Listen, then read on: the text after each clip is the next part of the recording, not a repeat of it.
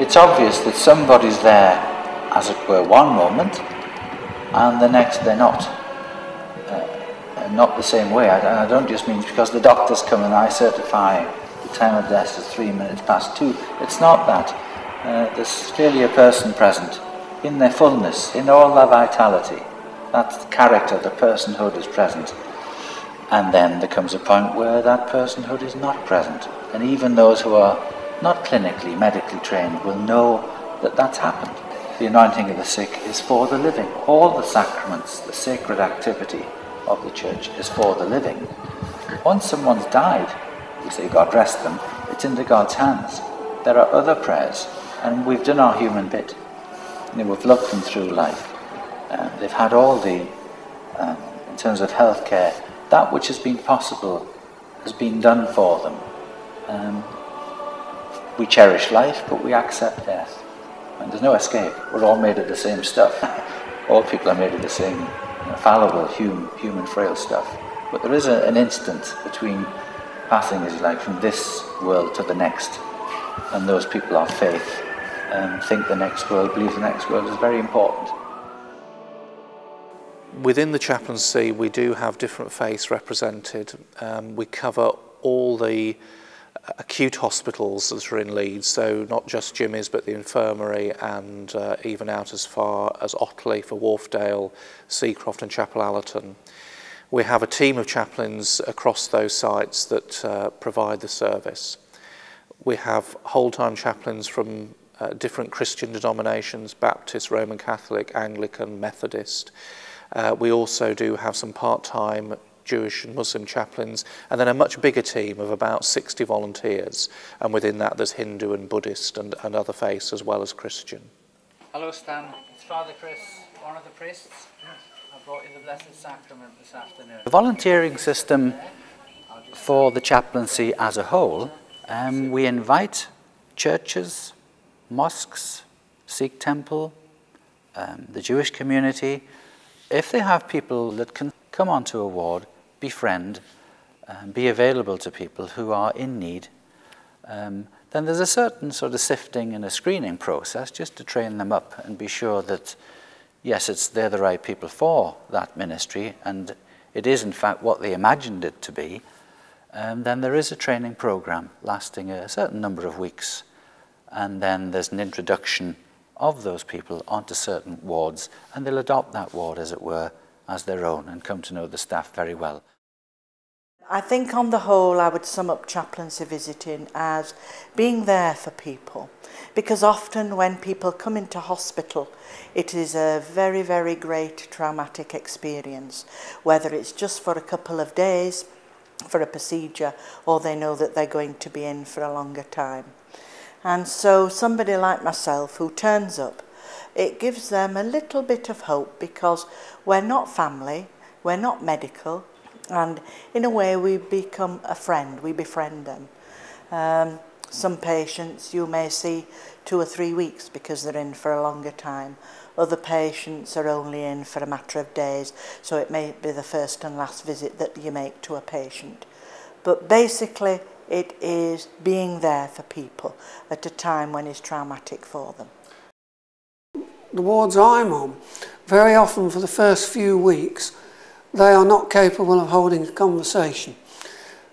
Many of them will be in isolation.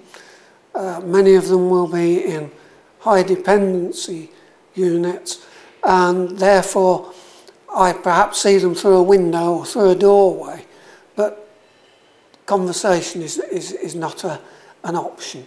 It's only when they start to recover, and sometimes they'll tell you, oh yes, I've seen you around, but didn't know what you did. Father has told me. This is the gospel of the Lord. I think the thing that I value about it most is that we are involved in helping people at very difficult times in their life, perhaps a time of defining transition for them, maybe a loss of sometimes sadly a baby or an adult member of their family, or somebody facing that prospect as a patient, and in that we're able to meet their needs, their longings, I hope, to some extent, and it's a very direct conversation. you know, because people are in a pressed moment of their life and it's very real and imminent what they're facing. This morning I've been on the ward and everything's been very straightforward.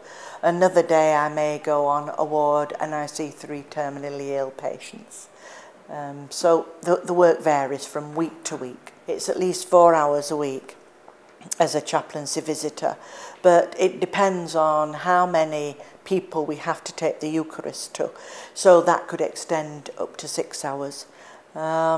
It all depends. Every week is different in chaplaincy. No 2 weeks are the same. This is the chapel that most people will know, I think, in Leeds, either from visiting Jimmy's or even from the media, because it often features, not internally, but the spire, the clock tower outside is a very familiar landmark. And I think for a lot of the staff, but also for many people in the city, it does contain memories and is very significant as part of the heritage of public care for people who've been destitute at one time and also sick, and obviously that continues in terms of the provision for those who are ill with the NHS here today. It's an incredible building, really, begun in 1858, completed in 1861 and built in the Byzantine style to serve the inmates of the workhouse just next door, which of course is now the Thackeray Medical Museum.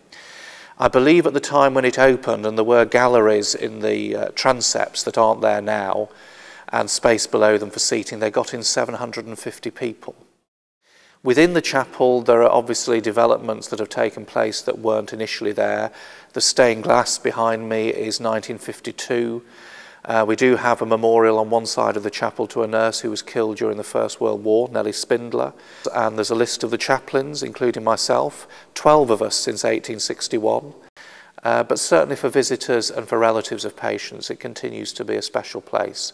I mean, I can remember a few years ago coming across a family, a mother and father in here, very upset, and their child was about to have an operation, and we got talking. And they said, we've come here to get away from the hospital. And in one sense, I think, well, this is slap bang in the middle of the Jimmy's site, but I knew exactly what they meant. It isn't a clinical space, it's a different kind of space. And for people at a time of anxiety, it offers, I think, a peacefulness, despite its size and its scale, that people find very calming and fulfilling. We're in the main prayer room of the Faith Centre here at St James's, which is in the new Bexley wing. And this opened about 15 months ago with the whole of the new building. It's an unusual, many people no doubt would find different kind of space for prayer and spiritual expression and religious activities to take place. I think the main remit was that this should be something that was available for all.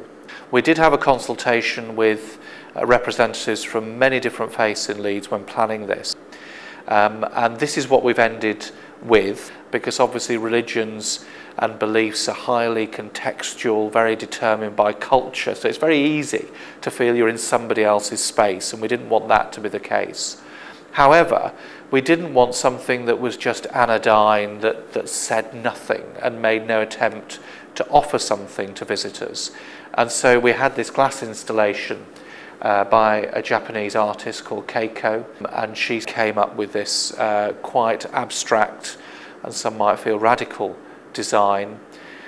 It probably conveys different things, like all artwork, to those who behold it.